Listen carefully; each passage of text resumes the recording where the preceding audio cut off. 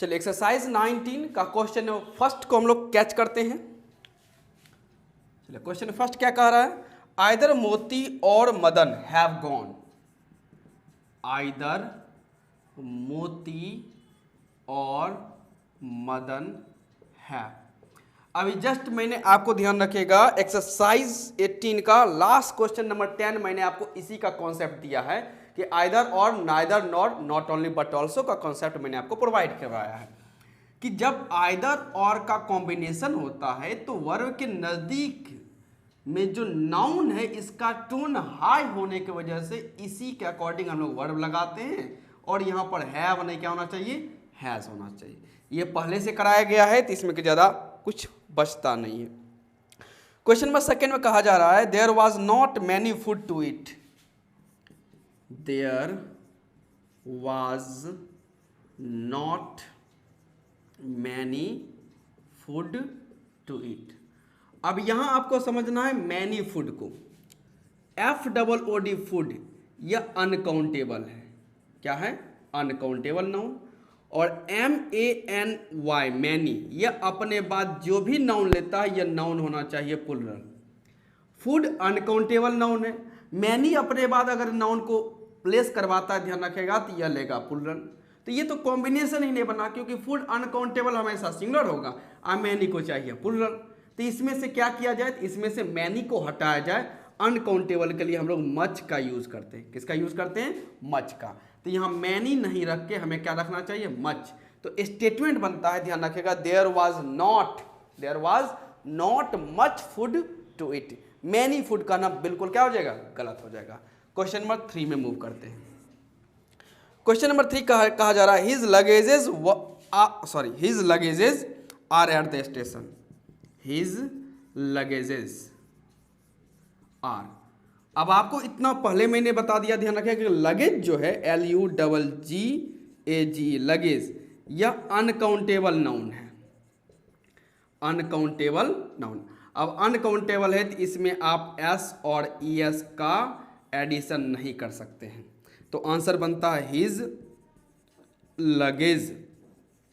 अब ध्यान रखिएगा लगेज जो है यह अनकाउंटेबल यानी कि सिंगुलर है, तो इसके अकॉर्डिंग वर्ड भी क्या पुट होगा, सिंगुलर, यानी कि आर नहीं हमें पुट करना पड़ेगा, इज का यूज करना पड़ेगा। क्यों, क्योंकि लगेजेस नहीं होता है, लगेज अनकाउंटेबल नाउन है तो वहां पर एस लगाना गलत है। और जब आपका सब्जेक्ट ही सिंगुलर हो गया तो वर्ब क्या पुट करना पड़ेगा, आपको सिंगुलर की तरफ ही जाना पड़ेगा। तो ये रहा क्वेश्चन नंबर 3। क्वेश्चन नंबर 4 में आते हैं, कहा गया I bought 3 dozens eggs. Question number 4, I bought 3 dozens eggs. Clear. चलिए अब देखते हैं यहां पर क्या है question. I bought 3 dozens egg, अगर आप समझे ध्यान रखिएगा, बहुतों को लगता है ध्यान रखिएगा 3 के बाद नाउन प्लुरल आना चाहिए, तो डजन्स प्लुरल बिल्कुल सही है, और एग्स ऐसे भी 3 डजन है तो प्लुरल होना चाहिए। माइंड जो है हम लोगों का ध्यान रखें कॉन्सेप्चुअल मेथड से काम ना करके एक अलग तरीके से माइंड काम करना शुरू कर देता है कि 3 है तो प्लुरल चाहिए, 3 बॉयज, 3 पेन्स, 3 मार्कर्स। ओके, हम लोग इस प्रकार से रटते हैं। रटना इस प्रकार नहीं, सिंगुलर और प्लुरल होना यह डिपेंड करता है सब्जेक्ट पर। किस पे डिपेंड करता है, मतलब वर्ड के पार्ट्स ऑफ स्पीच पे डिपेंड करता है। अब वहां पर आपको पार्ट्स ऑफ स्पीच पे फोकस करना पड़ेगा कि वह प्लुरल बनने के सिचुएशन में है या नहीं है। अगर है तो क्रिएट कीजिए और अगर नहीं है तो उसे क्रिएट करने की जरूरत नहीं है। अब यहां देखते हैं, जिसको हम 3 डजन समझ रहे हैं वास्तव में ध्यान रखेगा एग्स यहां पर नाउन है, और ये 3 डजन जो है, जो बात की जा रही है 3 डजन की, यह एडजेक्टिव की तरह काम कर रहा है। किसकी तरह, एडजेक्टिव की तरह, क्योंकि यह इंफॉर्मेशन किसके बारे में है, एग्स के बारे में है कि मैंने खरीदा है तो क्या खरीदा है, एग्स खरीदा है। कितना, 3 डजन। तो 3 डजन जो है यह एग्स में इंफॉर्मेशन दे रहा है, यानी इसका पार्ट्स ऑफ स्पीच एडजेक्टिव है, और एडजेक्टिव का भी प्लुरल नहीं बनता है, ध्यान रखिएगा। तो यहां पर बात यह रही कॉन्सेप्ट कि आप 3 डजन्स ना लिख के 3 डजन लिखिएगा और एग्स हो जाएगा। 3 डजन, 3 डजन्स नहीं, क्योंकि पार्ट्स ऑफ स्पीच में यह एडजेक्टिव है। क्लियर। इसलिए सेंटेंस के फंक्शन को ध्यान दें।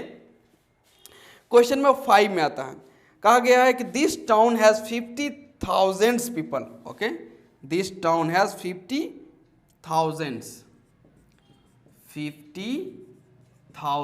people. 50,000 people. अब बात वही ध्यान रखिएगा जो मैंने ऊपर आपको समझा है। पीपल यहां पे नाउन है, क्या है? नाउन। आइए 50,000 इस नाउन के बारे में इंफॉर्मेशन देने का काम कर रहा है, जिस वजह से यह क्या बनता है? एडजेक्टिव। और एडजेक्टिव का प्लूरल नहीं बनता है, कभी नहीं। तो यहाँ पे थाउजेंड्स लिखना बिल्कुल गलत है, आपको लिखना पड़ेगा 50,000। 50,000 पीपल आपको लिखना ना पड़ेगा, ना कि 50,000 आपको कैरी करना पड़ेगा। क्लियर? सब एडजेक्टिव वाले फंक्शन आ रहे हैं।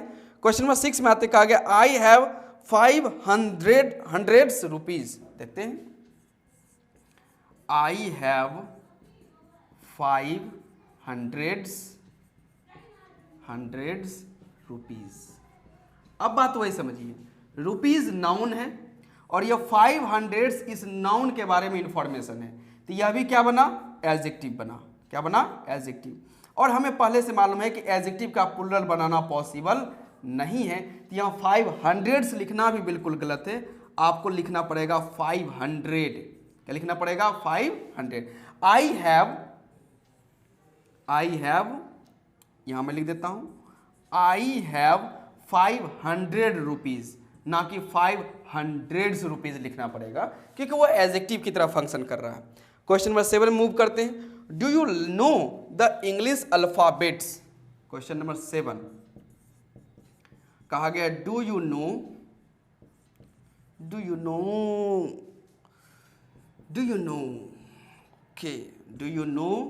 The English alphabets. अब बात यहां रही, ध्यान रखेगा, अल्फाबेट और एक होता है अल्फाबेट्स, दोनों में अंतर है। जब आप अल्फाबेट्स कहा जाता है, ध्यान रखिएगा, तो इसका मीनिंग आता है लैंग्वेज से जुड़ा हुआ, भाषा से जुड़ा हुआ। और यहाँ इंग्लिश लैंग्वेज की बात नहीं, यहाँ इंग्लिश का जो अल्फाबेट होता है A to Z, उसकी बात की जा रही है। तो यहाँ पर होना चाहिए था अल्फाबेट, ना कि alphabets. Do you know the English alphabet, ना कि आपको यह कहना पड़ेगा do you know the English alphabets. तो अल्फाबेट्स नहीं, वहां पर क्या पुट होना है? अल्फाबेट हो रहा है, क्योंकि वहां लेटर्स की बात की जा रही है। क्लियर? अब मूव करते हैं क्वेश्चन नंबर 8 की ओर। क्वेश्चन नंबर 8 में कहा गया they are using new machineries. Okay, they are using new machineries.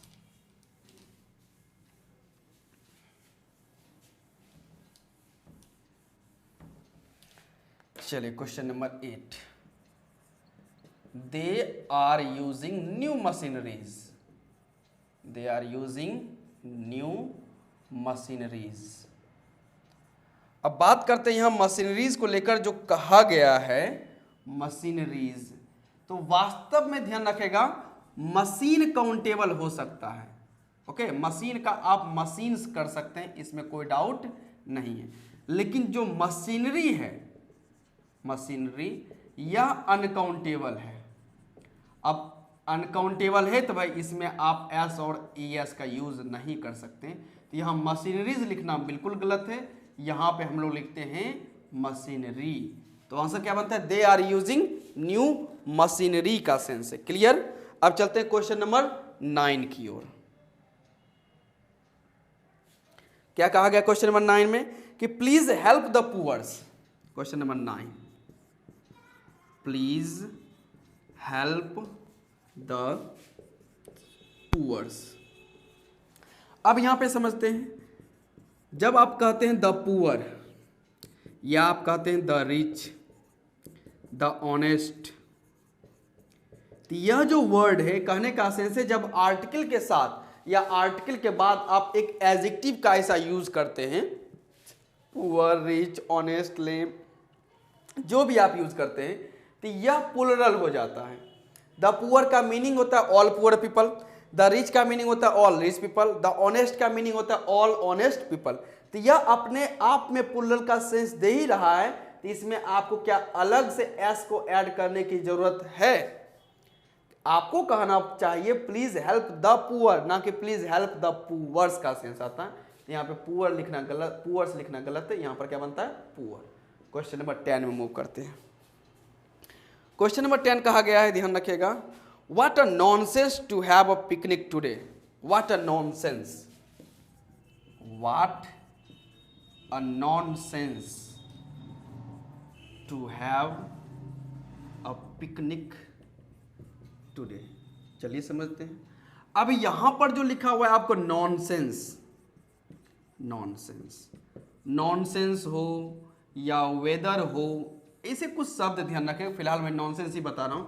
या अनकाउंटेबल है, अनकाउंटेबल, तो अनकाउंटेबल में ना आप एस और ई एस का यूज कर सकते हैं, ना इस अनकाउंटेबल के पहले आप ए और एन का यूज कर सकते हैं। तो यहां पर से ये ए लिखना ही गलत हुआ। तो आपका डायरेक्ट स्टेटमेंट बनता है what nonsense to have a picnic today. What a nonsense नहीं, what nonsense to have a picnic today. Clear हो गए। तो यहां के भी हम लोगों के 10 क्वेश्चंस हम लोगों ने क्या कर लिया, कंप्लीट। अब मिलते हैं अगले 10 क्वेश्चंस को लेकर।